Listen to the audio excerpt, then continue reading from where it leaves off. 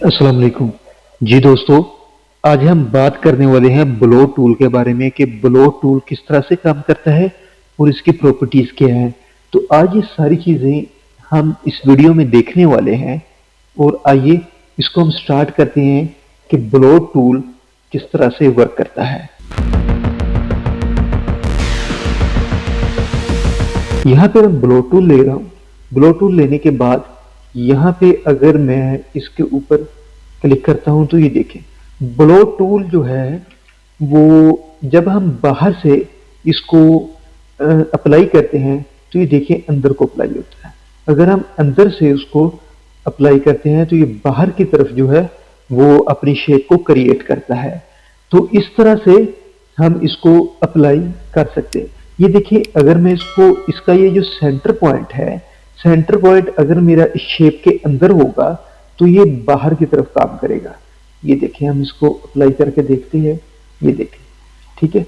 अगर वही मेरा ये सेंटर पॉइंट बाहर होगा तो ये अंदर की तरफ काम करेगा, बेशक वो थोड़ा सा ही बाहर क्यों ना हो।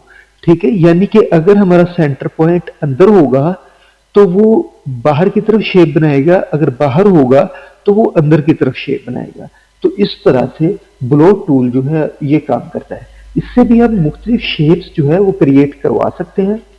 मैं बैक जाता हूँ और इसी तरह आल्ट के साथ जो हमने पिछली क्लास में देखा था उसी तरह ये वर्क करता है। ठीक है, आल्ट के साथ अगर हमने उसको लेफ्ट से राइट खींचेंगे तो ये इस तरह से वर्क करेगा। तो अगर हम वही बैक लेके आएंगे तो इस तरह से, इसी तरह अगर अप डाउन करेंगे तो ये सेम उसी तरह ब्रश को देगा जिस तरह हमने पिछली क्लास में देखा है। ठीक है, तो अगर हम आल्ट के साथ शिफ्ट को दबाएंगे तो ये प्रोपोर्शनल काम करता है। ठीक है, अगर हम इसको इस तरह से किसी भी एंगल पे अगर आप आल्ट के साथ शिफ्ट दबाते हैं तो ये उसी हालत में प्रोपोर्शनल जो है वो काम करना शुरू कर देता है। ठीक है, यानी कि उस एंगल को पैरेलल लेके चलता है। ठीक है, तो वो पैरेलल होना शुरू हो जाता है। तो इसको हम मजीद थोड़ा सा छोटा करते हैं। छोटा करने के बाद हम इसको अप्लाई करके देखते हैं। तो ये देखिए, यहाँ पे मैं इसको रखता हूँ और अभी ये सिलेक्शन नहीं इसकी, रखने के बाद इसको मैं अप्लाई करता हूँ। तो ये देखिए इस तरह से। ठीक है, अगर मैं इसको बिल्कुल इसका साइज छोटा कर देता हूँ तो इसको मैं ज़रा ये देखिए इस तरह से अप्लाई करता हूँ, बाहर से अंदर की तरफ और अंदर से बाहर की तरफ, अंदर से बाहर की तरफ। तो ये देखिए बाहर की तरफ जाएगा। अगर मैं बाहर से अंदर की तरफ आऊँगा तो ये इस तरह से जाएगा। ठीक है, और अगर अंदर से मैं बाहर की तरफ जाऊँगा तो ये इसको मैं पकड़ के लेके जा सकता हूँ। ठीक है, तो इस तरह से ब्लो टूल जो है वो इस तरह से काम करता है। इससे हम मुख्तलिफ शेप्स बनवा के देखते हैं कि ये किस तरह से काम करता है। तो आइए इसको हम देखते हैं। यहाँ पे इसको मैं थोड़ा सा साइड पे कर लेता हूँ। इसका साइज मैं थोड़ा बड़ा कर रहा हूँ। बड़ा करने के बाद ये देखें मेरा एंकर पॉइंट अंदर है और मैं यहाँ पे थोड़ी देर दबा के रखता हूँ। जो ही मैंने दबा के रखा तो ये देखें शेप क्रिएट हो चुकी है। और यहाँ से मैं बाहर से थोड़ा सा इसको रख के अप्लाई करता हूँ तो ये देखिए मेरी शेप जो है वो अंदर को चली गई।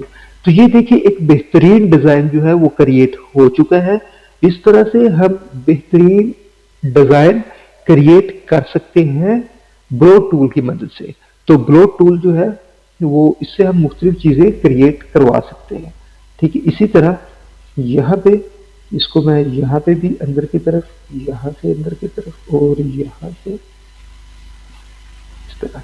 ठीक है, और इसी तरह आप यहाँ से इसके ऊपर इफेक्ट डालना चाहते हैं तो इस तरह से मैं इसमें इफेक्ट डालूंगा।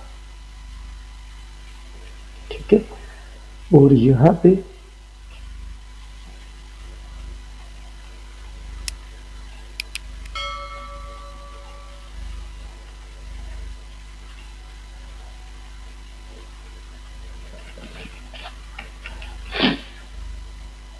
इसी तरह अगर मेरे पास ये इस तरह की शेप है और मैं इसमें कुछ इफेक्ट डाल लूं,